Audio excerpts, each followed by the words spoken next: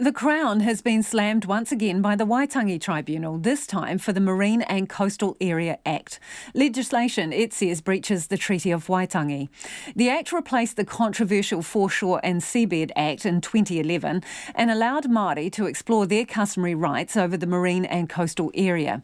But many have argued the process to have those rights recognised is unclear, unfair and too expensive.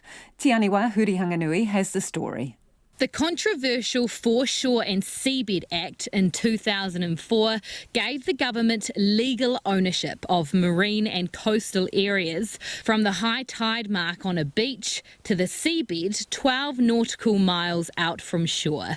It extinguished any rights that Māori might have there, and many will remember the outrage that followed, including one of the largest hikoita parliament the country has ever seen.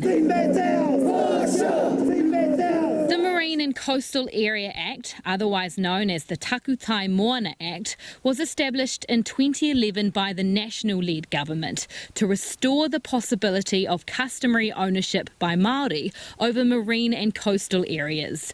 But many have argued the Act is still flawed. Toro Waka, the chair of Ngāti Pāhauwera in Hawke's Bay, says the process to have customary rights over the marine and coastal areas in his rohe recognised has been riddled with challenges. We are now in the High Court process. They have judges who have no core competencies in Māori tikanga, very slow, and the other part of it is very expensive and very time-consuming. There are two ways Māori can apply to have their customary rights recognised under the Act. They can engage directly with the Crown or apply to the High Court. But the Waitangi Tribunal has found the Act fails to provide detailed guidelines about how to engage with the Crown, and many applicants have been left in limbo about where their applications are at.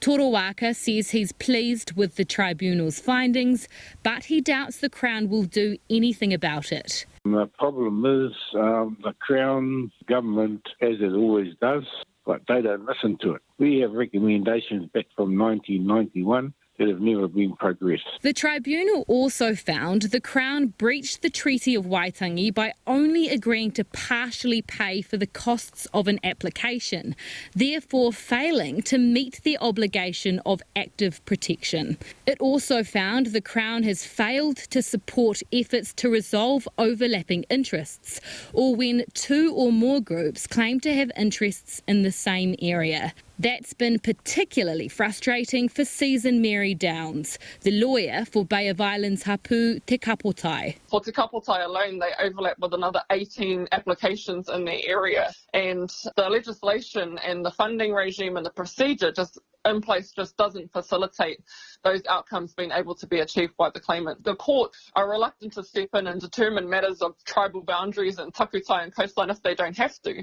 She says the Crown was simply unprepared to deal with the magnitude of applications by Māori to have their customary rights over marine and coastal areas recognised. Hundreds of applications went in from applicants around the country, and it was many, many more applications than the Crown ever anticipated. And so what's happened in both the High Court and Crown engagement processes is that there's been a huge backlog of applications, and neither the Court nor the Crown through Te Arawhiti know really how we're going to deal with all these applications. Treaty Negotiations Minister Andrew Little says he accepts the Tribunal's findings. The Crown accepts the Tribunal's findings and says that the processes for accessing the rights under the Takutai Moana legislation are not adequate, in fact have been somewhat harmful. I've commissioned a review. That review was completed at the end of last year. It was due to be consulted with iwi and hapu in March this year. COVID-19 prevented that. We're now about to pick that up. The Tribunal has recommended that the Act's procedural and resourcing arrangements be amended to give effect to treaty principles. It asked the Crown to consider the legal aid scheme to make applications affordable and help resource groups with administrative support and access to facilitators to help resolve overlapping interests. Mo te hōtaka o te ahiahi, ko te aniwa Hurihanganui, aho.